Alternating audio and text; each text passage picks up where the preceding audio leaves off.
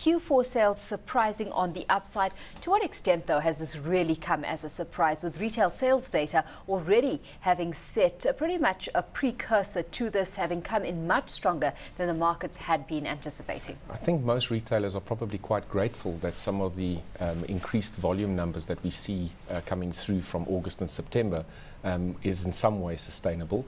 There was a bit of bad news during the middle of the year when I think more retailers were far more concerned with the outlook. But from their perspective, that range of between 5 to 7% worth of growth in volumes certainly seems to be taking them into the festive season. Let's drill into some of the contributing factors here. Some saying it's got to be linked to basic inflationary adjustments that workers have received this year, then the lower interest rate environment as well, and then an employment scenario that ticked up in ticked up in Q4 compared to the first half of this year.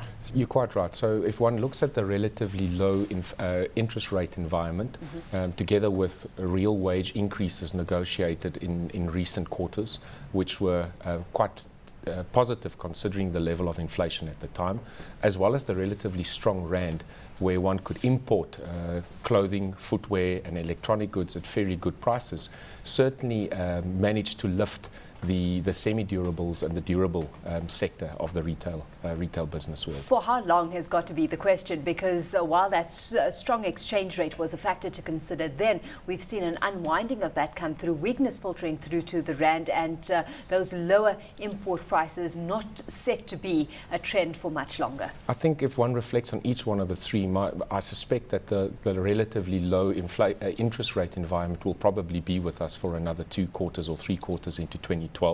But you're quite right, the very strong rand-dollar exchange rate has made a significant turn. A lot of what you and I will buy has been imported, settled and purchased at a very different rate, and that will have an immediate knock-on effect when the shelves are empty and the next order needs to be placed. I think also important to note that those real wage increases negotiated recently will come under pressure as inflation also increases. So what it may have looked a very pleasing result when inflation was in the lower band, but as it now reaches and slightly overshoots that target range in the shorter term, that will also be eroded. We've also got to put some of the focus on the selling prices that are currently being tagged, because while we had input costs and retail selling prices being able to be contained for quite a while, that may not be the case as easily moving down the line. Again, absolutely spot on. The selling prices, most respondents in the survey tell us, almost a majority of them tell us that they are certainly planning at increasing selling prices, which was definitely a very different response to when we asked the same question a year ago.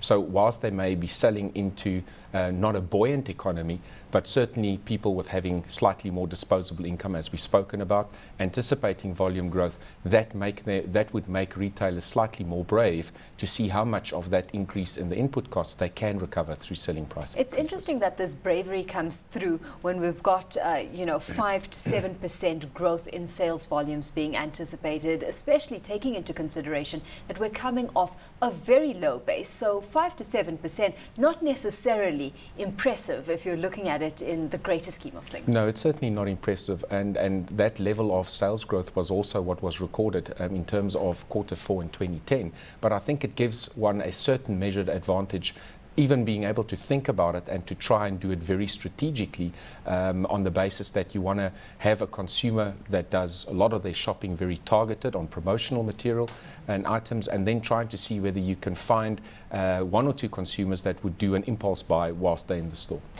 To what extent does it concern you how consumers are directing their cash flow right now? Because, we haven't seen too much of an increase in credit on account of, let's say, loans for homes and bonds being increased, but we have seen credit ticking higher within retail stores themselves, and many questioning at this stage the sustainability of that, where impairment records may come to bear at a later stage. We are, it's unclear, but I guess speculating the sources of some of that looseness in credit that you refer to. When we look at the official bank data, it's not clear In fact, it's quite clear that that's not a big driver of that increase in spending propensity. So the two pockets that one can then look at is the role of microfinance, and secondly the role of the in-store credit card.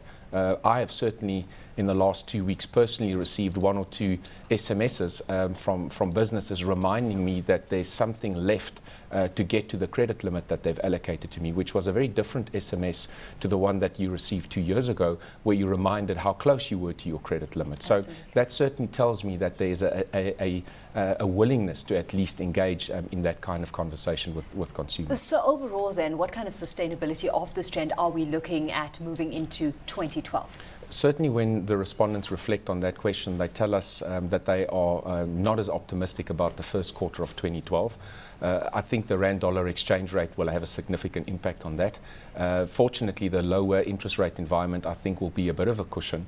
But the reality of the matter is inflation will impact. Food and non-alcoholic beverages increased year on year by 8.5%, and I don't think that will slow down significantly at all. The biggest impact as well is petrol price increases. We will face a very different spending choice when we have to pay significantly more to fill up our cars.